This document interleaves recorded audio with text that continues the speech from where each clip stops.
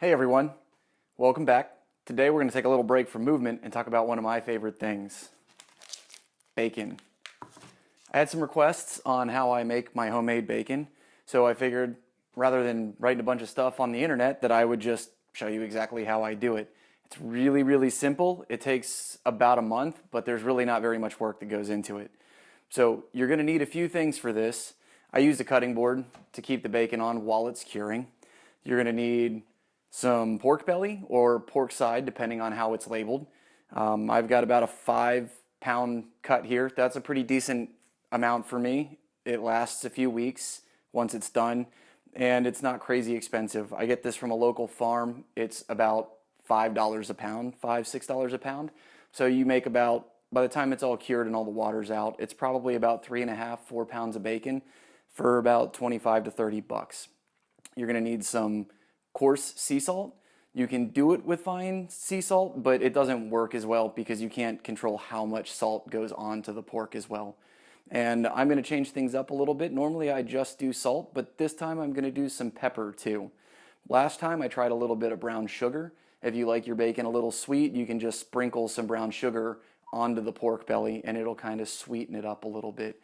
I'm not real big on sweet. I'm more of a sour, spicy kind of guy, so we're going black pepper this time.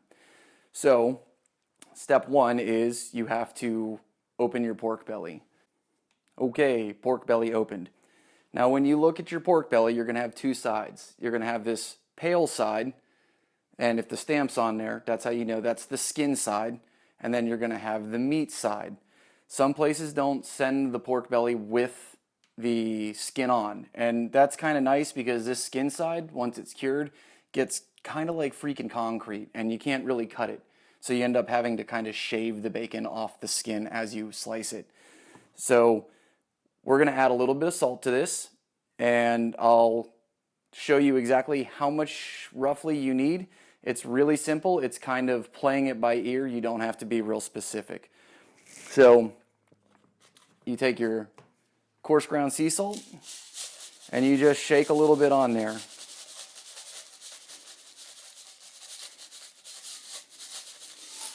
And then I kind of like to just press it in so when I flip it over, I don't end up with salt flying everywhere.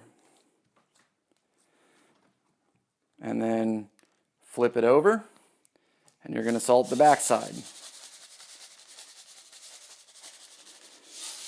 This doesn't really stay on the skin very well. You can kind of grind it into the skin, but normally what I end up doing is it all falls off, and I kind of spread it out on the cutting board and just let the skin sit on the salt. All right, you don't actually have to refrigerate this. This is kind of like jerky. It's going to go ahead and cure at a faster pace than it's going to go bad. I do refrigerate it just because I have the fridge space and I would rather just be a little bit more careful than going for it. If you don't have the fridge space, you can actually cure this without a fridge. Once this is fully cured, you can leave this out at room temperature and it's not going to go bad. It's preserved. Think of it like mummified. It's going to be fine.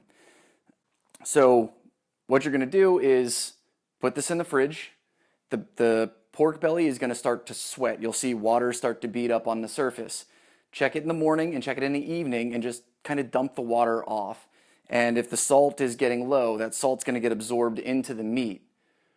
And if the salt's getting low, then you're going to add a little bit more salt. You're going to do that for 2 weeks. Then after 2 weeks, rinse it off, rinse the pork belly off, pat it dry, and then I wrap it in cheesecloth and stick it back in the fridge for 2 weeks. That's going to let the salt kind of soak into the meat. Otherwise, it's going to taste really salty. So let it sit for about 2 weeks. The salt will distribute and you'll get a nice even bacon salty flavor. And that's it. That's how you make homemade bacon. Once it's cured, you just slice off however thick you want your slices to be, throw it in a frying pan, cook it up, and you've got homemade bacon. That's it. If you have any questions, hit me up with comments in the bottom. I'll respond as best I can or send you to other references that talk more about this. If you like the video, like it and share it, and please subscribe. It helps me bring more content to you. Thanks. and happy baconing.